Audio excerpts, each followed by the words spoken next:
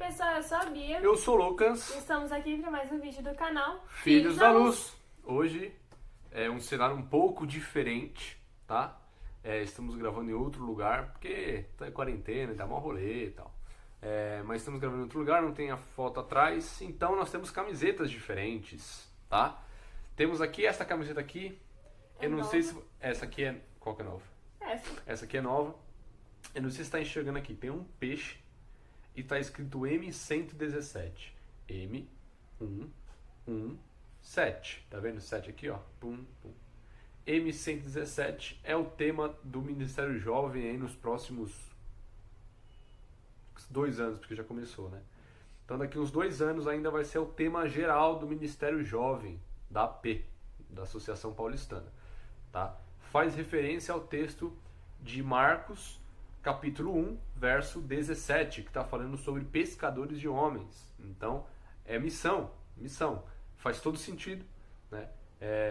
O pessoal que criou isso aqui foi muito inspirado por Deus, que eles fizeram um peixe, e dentro do peixe, M117, que fala de pescadores de homens, tá? Por isso um peixe. Por isso um peixe. Então, e o peixe é o símbolo do cristianismo.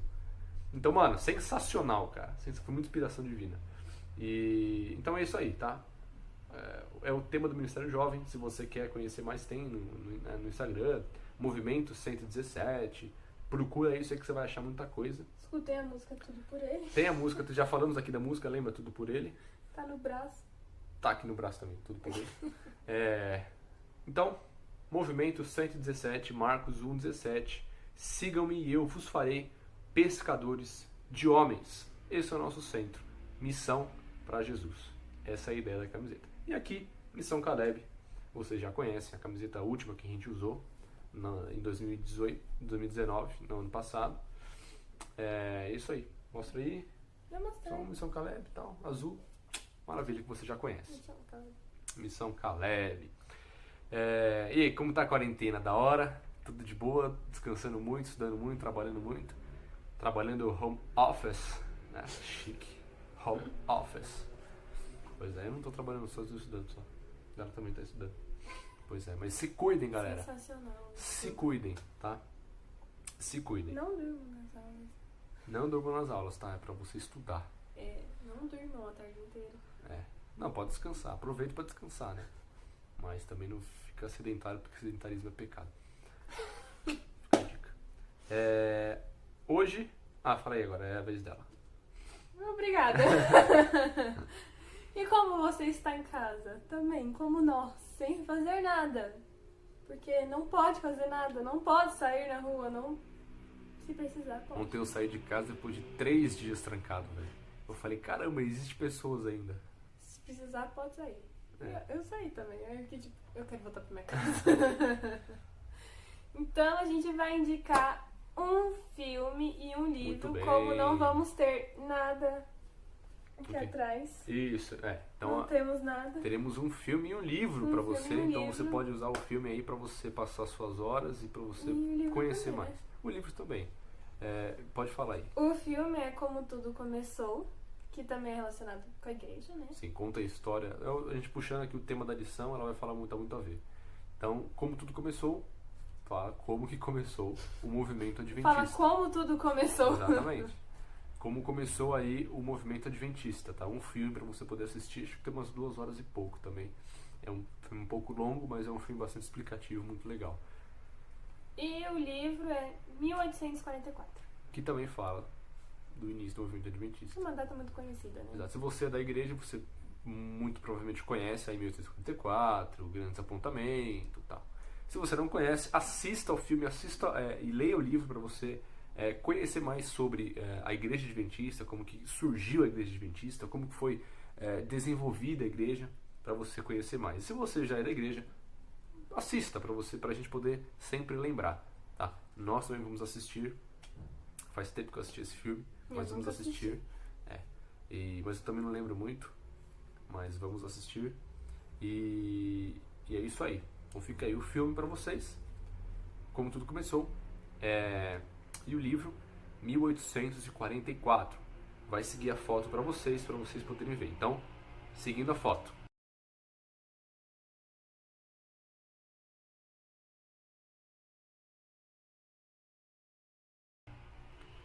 E como nós estamos de quarentena, né? Não sei se todo mundo está, mas a maioria está de quarentena. Deveria estar, né? Pois é, não sai de casa. As igrejas também, não sei como está a sua igreja, mas a grande maioria das igrejas, tá? Adventistas pelo menos, e as outras também, fecharam, né? Não vão ter culto. Amanhã é sábado, não tá tendo culto, domingo também não, de quarta também não.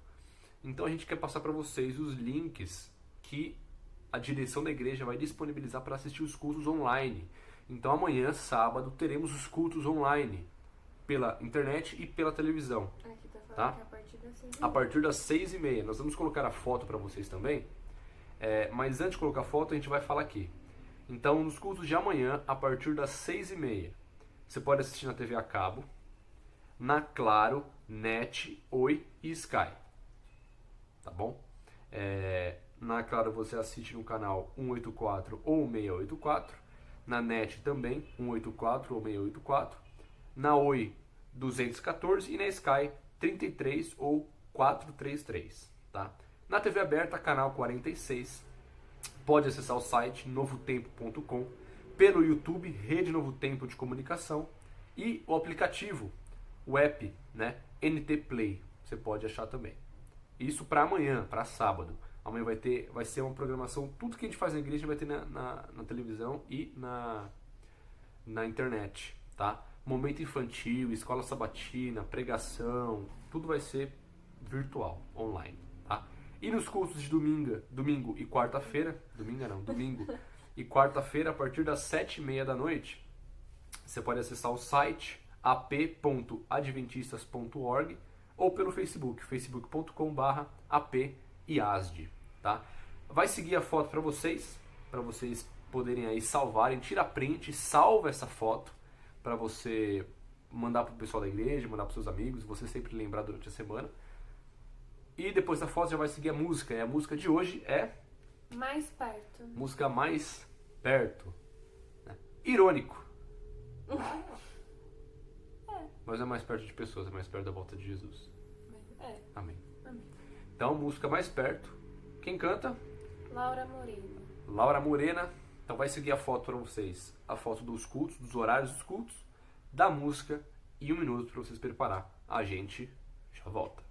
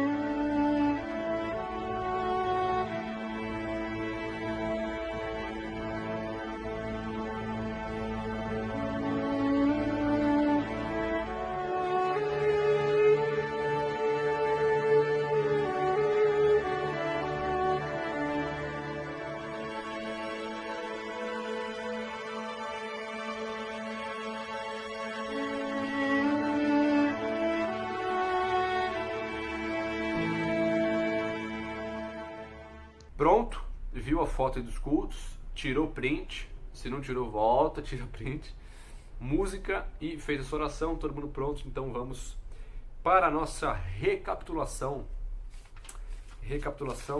da lição de número 12, é a penúltima lição, galerinha, penúltima lição. Falta pouco, vamos começar o segundo trimestre, e na lição de semana que vem tem uma surpresinha para vocês. Fiquem ligados. Então, a lição número 12, que tem como título A remoção dos registros. A remoção dos registros. E o texto-chave é o capítulo de Daniel 8. E o verso que nós selecionamos como um destaque é o verso de Daniel, capítulo 8, verso 25, que fala o seguinte: Por sua astúcia nos seus empreendimentos, fará prosperar o engano no seu coração. Tá mal, hein? Tá difícil. Tá ruim, hein? É que eu não tô lendo, tô de quarentena. Por sua astúcia em seus empreendimentos, fará prosperar o engano. No seu coração se engrandecerá e destruirá a muitos que vivem despreocupadamente. Levantar-se-á contra o príncipe dos príncipes, mas será quebrado sem esforço de mãos humanas. Então tá falando de um poder que se levantaria contra Jesus, contra... Já falamos desse poder. Contra Deus e o seu povo nos últimos dias.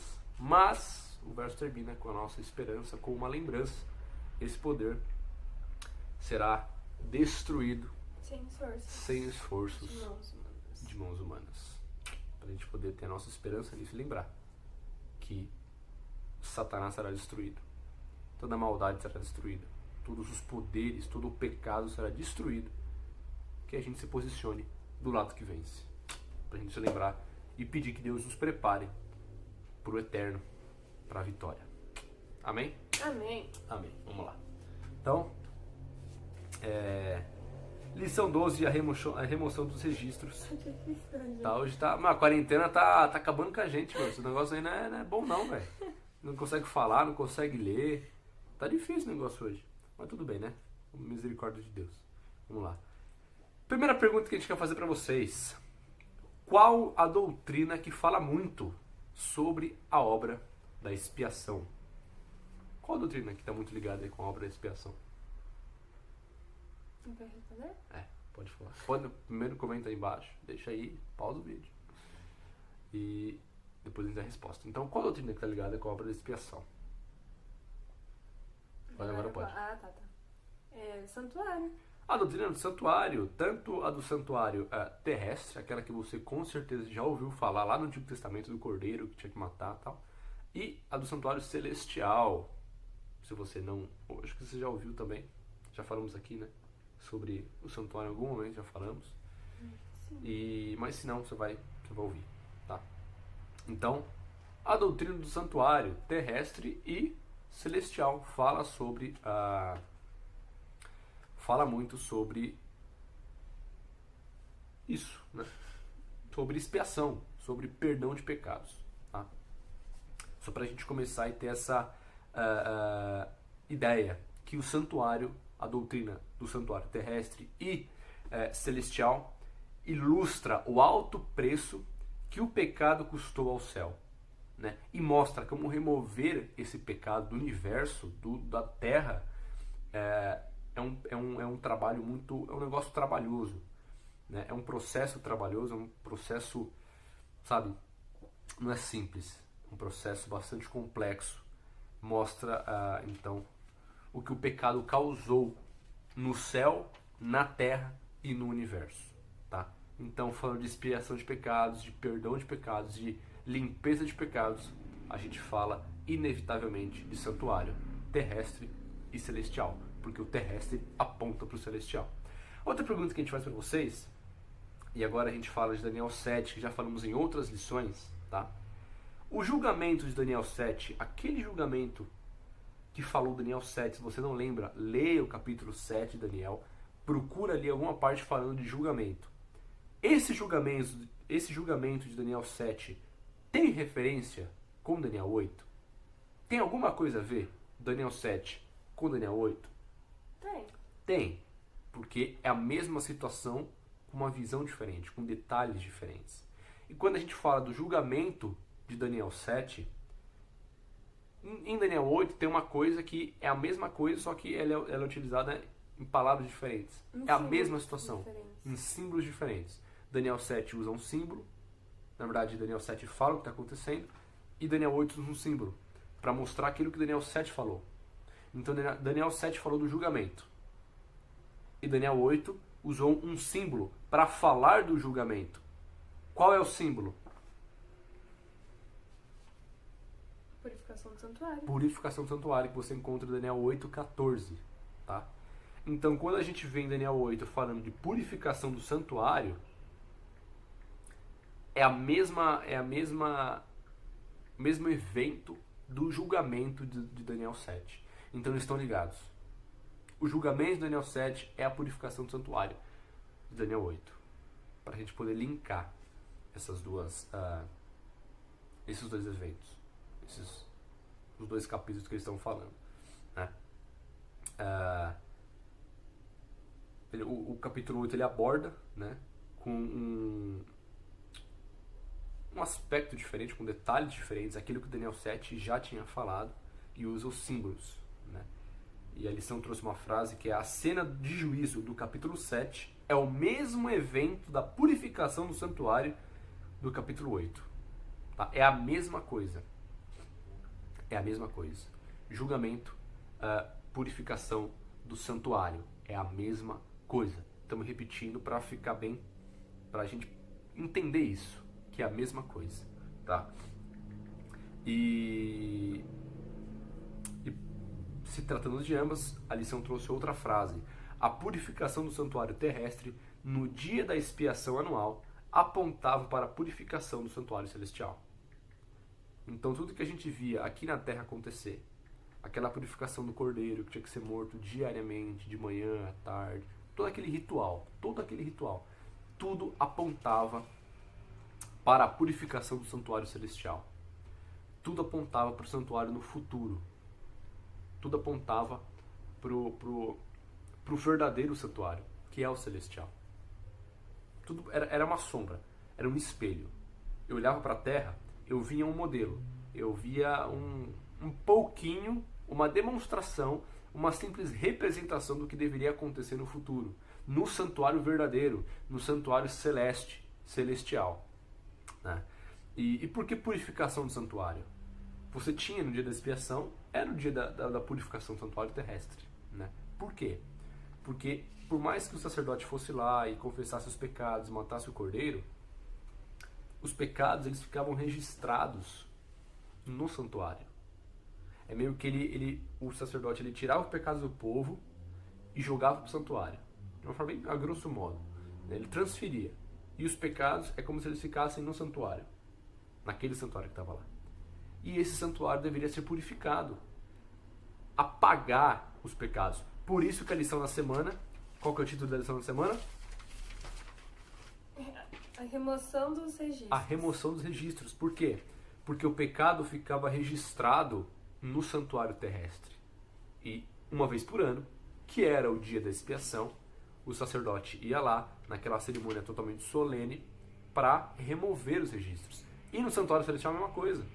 Nós temos Jesus intercedendo por nós, como um sumo sacerdote, no santuário celestial. Então ele transfere nossos pecados. E chegou o momento onde esses nossos pecados estão sendo removidos. Os registros desses pecados estão sendo removidos no santuário celestial. Essa é a purificação do santuário. É isso que começou a acontecer. A purificação do santuário. Leia então o livro, assista ao filme que você vai entender melhor sobre isso. Tá? Então, para a gente poder entender o que é essa purificação do santuário, a remoção dos pecados. Aconteceu no passado, agora acontece no presente, no céu, no santuário celestial. Tá?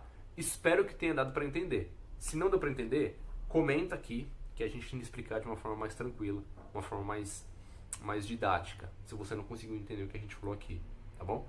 E aí a gente abre um parênteses para fazer uma pergunta clara. Existe apoio bíblico para a existência de um santuário do céu? Realmente a Bíblia fala de um santuário celestial? Ou é invenção? Ou é coisa da cabeça? Ou é erro de interpretação? Nós falaremos aqui de 5 versos bíblicos para mostrar que sim, a Bíblia fala de um santuário celestial. Os versos serão falados e também os versos estão aqui embaixo, tá bom? Para você ler. Então o primeiro verso que a gente quer ler para vocês é o verso de Êxodo, capítulo 25, verso 9, tá bom? Êxodo 25, verso 9, abra aí a sua Bíblia. Abre nessa daí que eu abro no outro depois. Êxodo, capítulo 25, verso 9.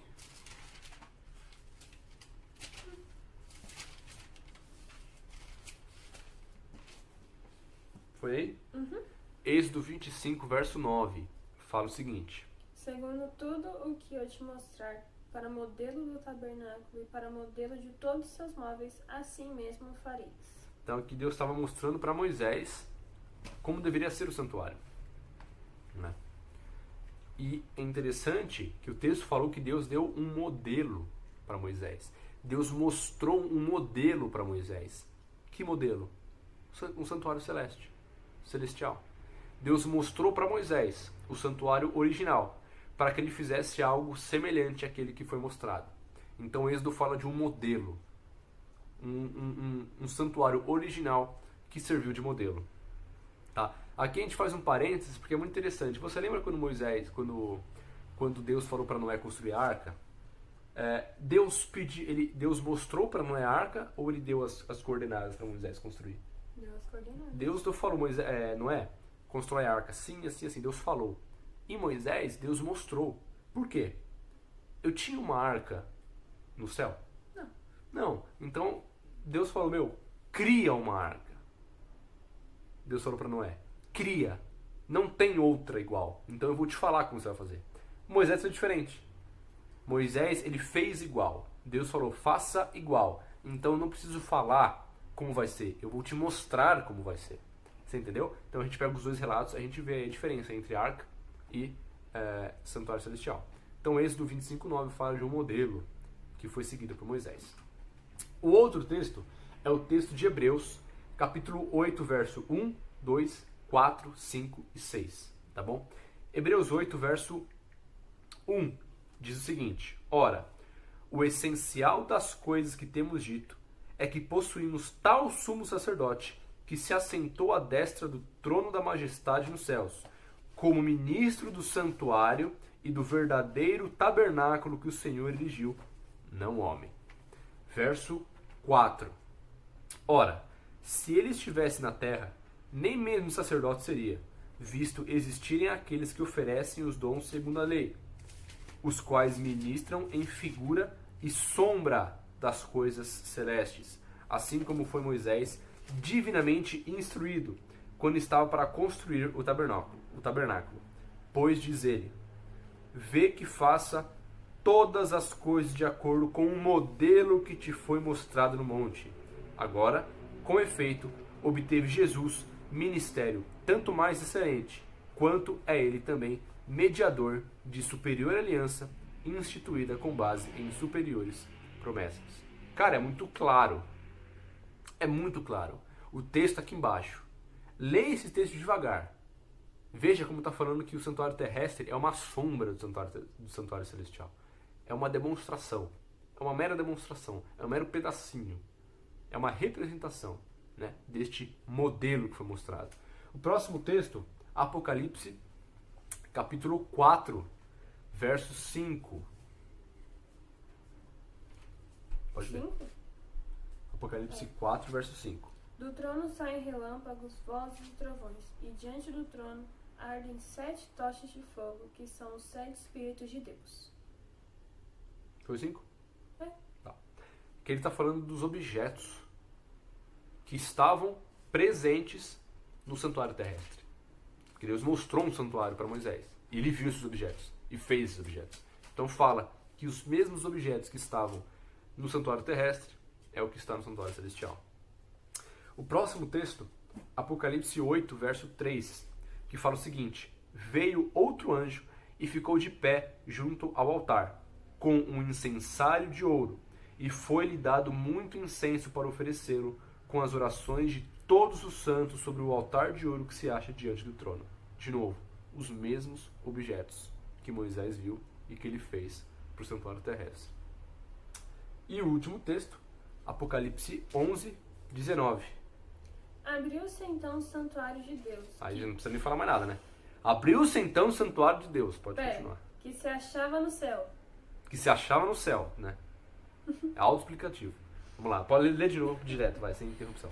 Abriu-se então o santuário de Deus, que se achava no céu, e foi vista a arca da aliança no seu santuário. E sobrevieram relâmpagos, vozes, trovões, terremotos e grande saraivada. É autoexplicativo. Só fazer uma correçãozinha, no Apocalipse 4, 5 não está falando dos objetos. Está falando do trono, está falando ali do momento meio que do local de majestade de Deus, né? Que fala de relâmpago, o que fala são características muito parecidas. Apocalipse 4, 5 com Apocalipse 11, 19. Né? Um trata de santuário, tem as características semelhantes, está falando então ali da habitação, né? Do local de majestade de Deus. Tá? Então esses são cinco versos para mostrar um pouco que sim, a Bíblia fala de um santuário celestial. Né? Eles estão aqui embaixo para você poder ver por você mesmo. E o Apocalipse fala de santuário celestial, como a gente leu. E a gente sabe que o Apocalipse ele trata muito do tempo do fim. O Apocalipse ele foi escrito como se fosse um guia para o tempo do fim, muito focado no tempo do fim. E se o Apocalipse fala de santuário, a gente pode concluir que a doutrina do santuário celestial ela é fundamental, ela é importante para o tempo do fim. Entendeu? Apocalipse fala do tempo do fim, ele fala de santuário. Concluímos então que o santuário é importante para o tempo do fim. A doutrina do santuário é importante para o tempo do fim. Por isso a gente está aqui estudando ela. E por isso que a gente tem que se dedicar para entender isso, para poder compreender e moldar as nossas crenças segundo o que a Bíblia diz. Né? E muito bem, fechando parênteses, sim, a Bíblia tem, ela fala sobre um santuário celestial. Existe apoio bíblico, tá bom? Perfeito. Então a gente volta na visão que Daniel teve, né, em Daniel 8, que é uma visão que está totalmente aí ligada com o santuário terrestre. Né? Leia Daniel 8, você vai ver que está falando de bode, de carneiro, do santuário purificado. Ele faz muitas referências ao que acontecia no santuário terrestre, né? Lá com o povo de Israel, fazendo então esse link, né? Do santuário terrestre, do santuário celestial, purificação do santuário, tá? É um negócio meio complexo. Leia, porque a gente não consegue explicar aqui em palavras, né? Leia os textos, leia o capítulo, leia outros livros sobre isso, tá? Pesquisa sobre livros que falem desse assunto, mas a gente consegue ver em Daniel 8, a visão de Daniel 8, que faz referência aos rituais de purificação do povo de Israel, do santuário terrestre, fazendo o link com o santuário celestial, como a gente falou em Daniel 8, 14, que fala o quê? 2.300 tardes e manhãs, e o santuário será purificado. Tá? Então, Daniel 8 fazendo referência à obra do santuário. O que acontecia na terra é muito semelhante ao que aconteceria no céu. Tá bom? Então, para a gente poder concluir nossa recapitulação, qual é a última etapa do plano da redenção? Começou desde a fundação do mundo. Não digamos a última etapa, mas a penúltima etapa do plano da redenção. O julgamento, o juízo. O julgamento é a purificação do santuário. O julgamento, lembra Daniel 7, Daniel 8, que é a mesma coisa. Então, a penúltima etapa do plano da redenção é essa purificação do santuário. É essa intercessão de Jesus por nós. É Jesus como nosso sumo sacerdote, intercedendo por nós, buscando o perdão dos nossos pecados, a remoção dos registros dos nossos pecados do santuário celestial. Essa é a penúltima etapa do plano da redenção. Depois disso, Jesus volta.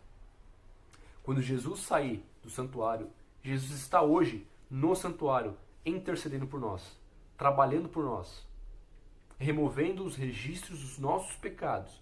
Quando ele sair do santuário, é para voltar.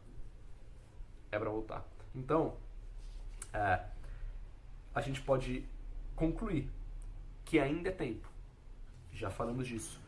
Jesus ainda está trabalhando e intercedendo por nós. Né?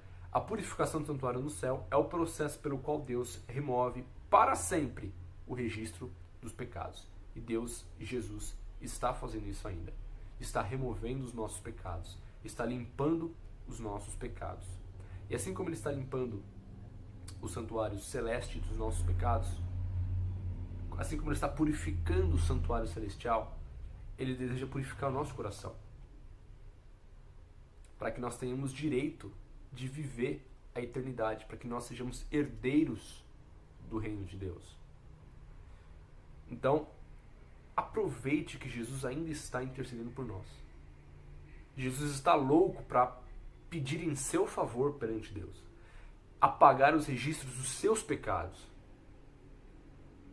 Tem dois lados: ou Ele vai apagar os registros dos pecados, ou Ele vai apagar o nosso nome do livro da vida. Ele quer apagar os pecados. A escolha é nossa. Jesus ainda está trabalhando em nosso favor. Aproveite isso. Aceite Jesus. Ande com Jesus. Viva com Jesus. Ainda existe graça. Ainda é tempo. Ainda é tempo. Jesus ainda não saiu do santuário. Ele está trabalhando por nós. Cabe a você querer que Ele trabalhe para você ou não. Querer que os seus pecados sejam removidos ou não. É uma escolha sua. É uma escolha sua, individual. Aceite Jesus. Aproveita que Ele está trabalhando para você. Ele está disposto a pedir por você, a interceder por você, a perdoar você. Volte-se para Jesus, porque quando Ele sair do santuário, Ele volta. Quando Ele sair do santuário, não tem mais graça. Quando Ele sair do santuário, acabou. Toda possibilidade de salvação, acabou. Ainda é tempo. Vamos tomar essa decisão hoje.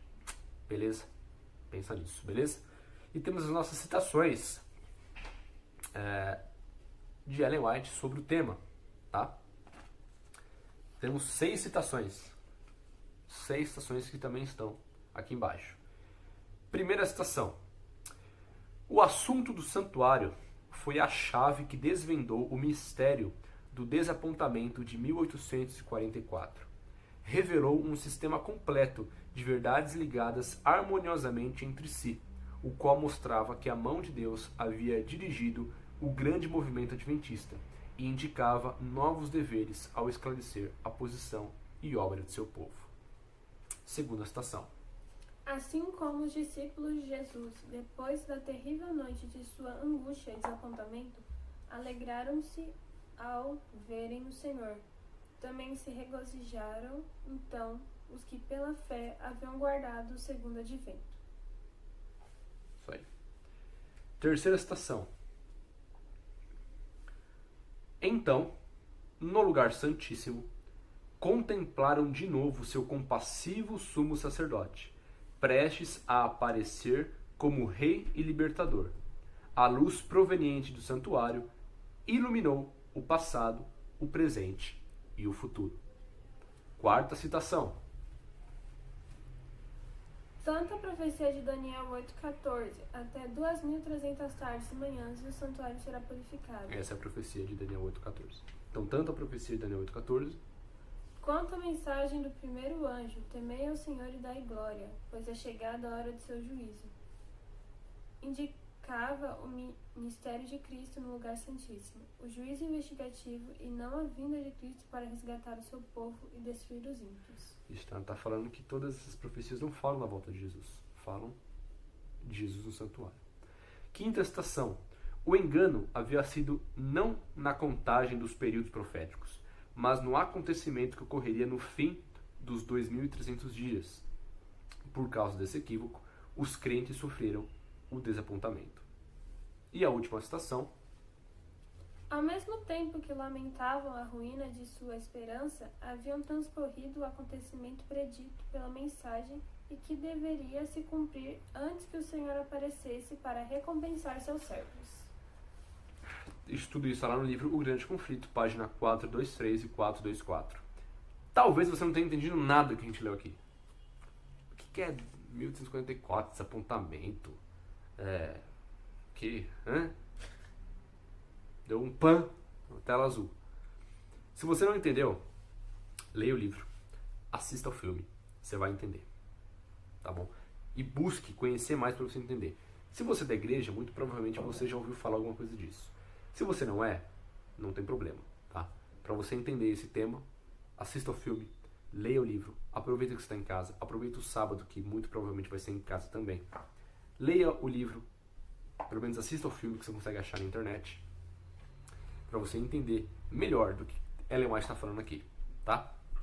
E lógico, se vocês precisarem, estamos aqui para ajudar vocês, para esclarecer, para responder suas dúvidas, para suprir as suas necessidades. Então qualquer coisa, pode perguntar, manda mensagem pra gente, aqui no YouTube, no Facebook, no Instagram, onde você quiser. Mas então, se você não entendeu, busque, os materiais estão aí para vocês, livros, o filme, os textos bíblicos, para você poder concluir. E lógico, mais uma vez, se precisar de ajuda, estamos aqui. Beleza? Vamos orar? Vamos. Oremos. Pai, obrigado porque a obra da redenção ainda não acabou. Obrigado por toda essa obra complexa e obrigado porque Jesus está hoje no santuário celestial, purificando o santuário. Pai, purifica os nossos pecados. Não risca o nosso nome do livro da vida, mas risca os nossos pecados do livro de registro. Que os nossos pecados sejam purificados do santuário, sejam apagados, sejam removidos e que o nosso coração também seja purificado. Ajuda a gente a entender todos os dias que ainda é tempo de graça e ajuda a gente a aproveitar este tempo onde ainda existe graça. Toca os nossos corações, nos ajuda a nos decidirmos por Jesus Cristo. Cuida de nós e nos ajuda a tomarmos a nossa decisão, entendendo que Jesus ainda está intercedendo por nós. Nos lembra disso todo dia e ajuda a gente a tomar essa decisão, aproveitar isso todo dia. Apaga os nossos pecados, Pai. Nos cele com o teu selo e, por favor, não remova o nosso nome do livro da vida. Nós não te pedimos pelos nossos méritos, não pelo nosso merecimento, mas, Pai, a gente pede unicamente através dos méritos de Jesus, que morreu por nós na cruz do Calvário, pela justiça de Jesus e pelo nome de Jesus, perdoa nossos pecados e nos salva, Pai. Em Jesus. Amém. Amém. Que você tenha um excelente sábado, uma boa quarentena aí.